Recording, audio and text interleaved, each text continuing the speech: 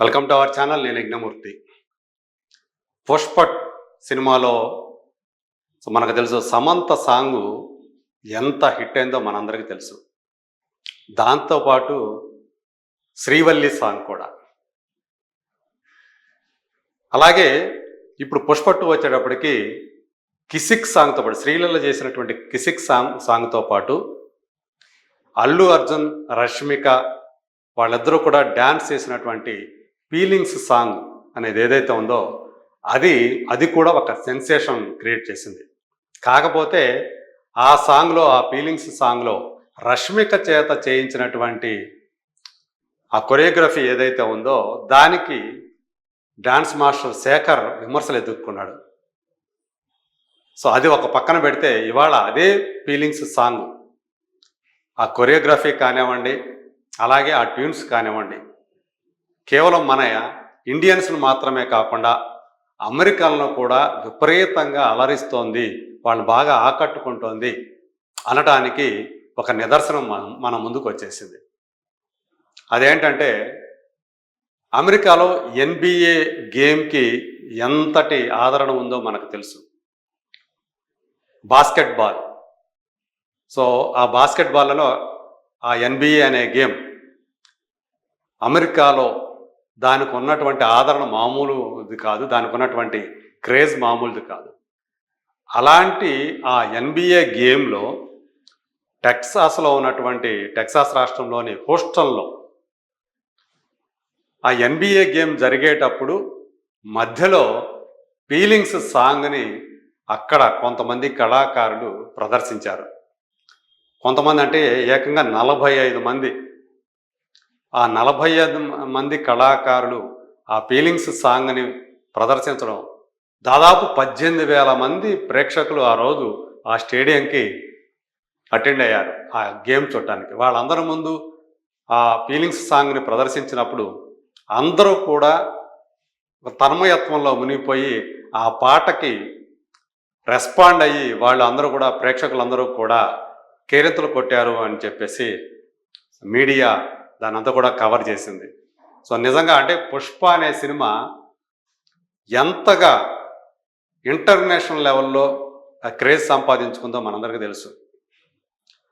ఎంతమంది క్రికెటర్లకు కానివ్వండి, అలాగే వేరే వేరే రాజకీయ నాయకులు కానివ్వండి, ఇంకొక రంగానికి సంబంధించిన వాళ్ళు కానివ్వండి, ఆ రోజులో ఆ శ్రీవల్లి పాటకి అల్లు అర్జున్ వేసినటువంటి ఆ హుక్ స్టెప్పు, ఆ సిగ్నేచర్ స్టెప్ ఎంతగా పాపులర్ అయిందో మనకు తెలుసు. డేవిడ్ వార్నర్ అయితే దాంతో రీల్స్ కూడా చేశారు. అదే తరహాలో ఇప్పుడు పుష్ప 2 సాంగ్స్ కూడా అలా విశ్వవ్యాప్తం అవడం అనేది మాత్రం మన తెలుగు సినిమాకి లభిస్తున్నటువంటి ఆ క్రేజ్కి, ఇమేజ్కి నిదర్శనం అని చెప్పేసి విశ్లేషకులందరూ కూడా భావిస్తూ ఉన్నారు.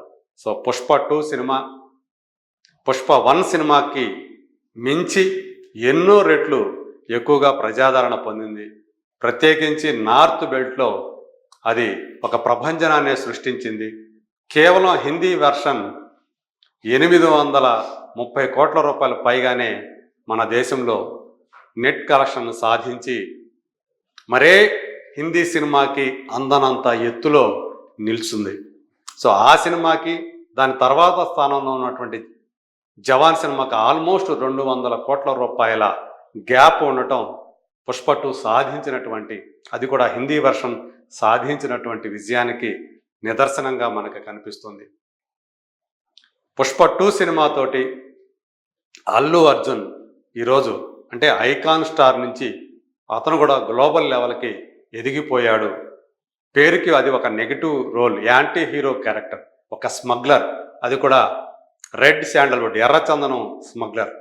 మరి అలాంటి ఎర్రచందనం స్మగ్లర్ హీరోగా దర్శనమివ్వటం, అతను చేసేటువంటి ఆ పనులు కానివ్వండి, భార్యకు శ్రీవల్లికి ఆయన ఇచ్చేటువంటి, పుష్పరాజు ఇచ్చేటువంటి ఆ చూపించేటువంటి ప్రేమాభిమానాలు కానివ్వండి, ఇచ్చే గౌరవం కానివ్వండి, అవన్నీ కూడా చాలా బాగా సుకుమార్ చిత్రీకరించాడు అని అందరూ కూడా ఏకగ్రీయంగా ఒప్పుకుంటున్నారు. మనకి ఇలా యాంటీ హీరోల క్యారెక్టర్లు ప్రపంచవ్యాప్తంగా పేరు సంపాదించడం అనేది ఇప్పుడేం కొత్త కాదు.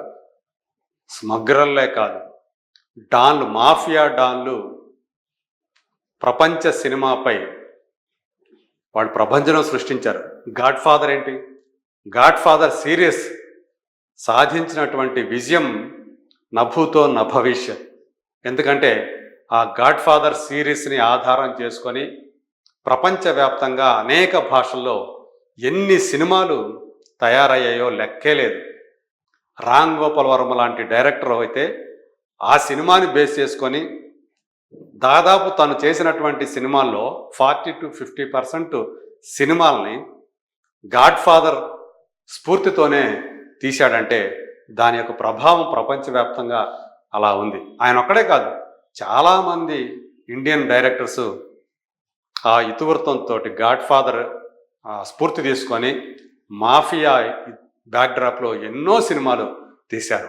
అలా మనకి యాంటీ సోషల్ ఎలిమెంట్స్ అని ఏదైతే మన చట్టాలు చెబుతున్నాయో, మన రాజ్యాంగం చెబుతున్నాయో, అలాంటి యాంటీ సోషల్ ఎలిమెంట్స్ తెర మీద హీరోలుగా చెలరేగిపోతూ ఉండటం అనేది ఇప్పుడు ప్రస్తుతం ఉన్నటువంటి మన సమాజ పరిస్థితికి అద్దం పడుతుందని కొంతమంది చెప్తున్నప్పటికీ కూడా నెగిటివ్ ధోరణిలో. బట్ పుష్పరాజ్ క్యారెక్టర్లో అల్లు అర్జున్ ప్రదర్శించినటువంటి అభినయం ఆ పాత్రకి దేశవ్యాప్తంగానే కాకుండా ఈరోజు ప్రపంచవ్యాప్తంగా క్రేజ్ని తీసుకొస్తోంది అనేది మాత్రం నిస్సందేహం. అందుగురించే ఈరోజు ఆయనే కాదు, శ్రీవల్లి క్యారెక్టర్ చేసినటువంటి రష్మిక, అలాగే మనం వచ్చినటువంటి చావా సినిమాలో ఆమె యశూబాయ్ క్యారెక్టర్లో, అంటే సంభాజీ మహారాజ్ సతీమణి క్యారెక్టర్లో ఆమె చేసినటువంటి అభినయం, ఇలా ఇప్పుడు ఆమె పేరు కూడా దేశవ్యాప్తంగా మారిమోగిపోతుంది. మరి అలాంటి ఆ ఇద్దరూ కూడా అల్లు అర్జున్, రష్మిక మందన్న కలిసి చేసినటువంటి ఆ డ్యూయట్ ఏదైతే ఉందో, ఆ ఫీలింగ్స్ అనే సాంగ్ ఈరోజు మరి అమెరికాలో ఇలాంటి క్రేజ్ సంపాదించడం, దానికోసం కొంతమంది ఒక టీము ఆ పాటకి రిహార్సల్స్ చేసుకొని ఏకంగా 45 మంది కళాకారులు ఆ పాటని ఆ NBA గేమ్లో ప్రదర్శించడం, దాని గురించి అంటే ఒక స్పెషల్ ట్రిబ్యూట్ ఇవ్వడం, నీరాజనాలు పలకడం ఆ పాటకి అనేది నిజంగానే మన తెలుగు సినిమా, అలాగే ఒక భారతీయ సినిమాకి దక్కినటువంటి గొప్ప గౌరవం అని చెప్పేసి చాలామంది భావిస్తూ ఉన్నారు. మరి రాబోయే రోజుల్లో మన తెలుగు సినిమా ఇంకెన్ని అద్భుతాలు సృష్టిస్తుందో మరి చూడాల్సి ఉంది. సో ఇంకా ఈ సంవత్సరం కానీ వచ్చే సంవత్సరం కానీ ఎన్నో క్రేజీ ప్రాజెక్టులు మన పాన్ ఇండియా లెవెల్లో విడుదల కాబోతున్నాయి. వీటిలో ఏవి కేవలం పాన్ ఇండియా లెవెల్లోనే కాకుండా పాన్ ఇంటర్నేషనల్ లెవెల్లో ఏవి క్రేజ్ సంపాదించుకుంటాయో, ఎలా ప్రభంజనం సృష్టిస్తాయో, let us wait and see.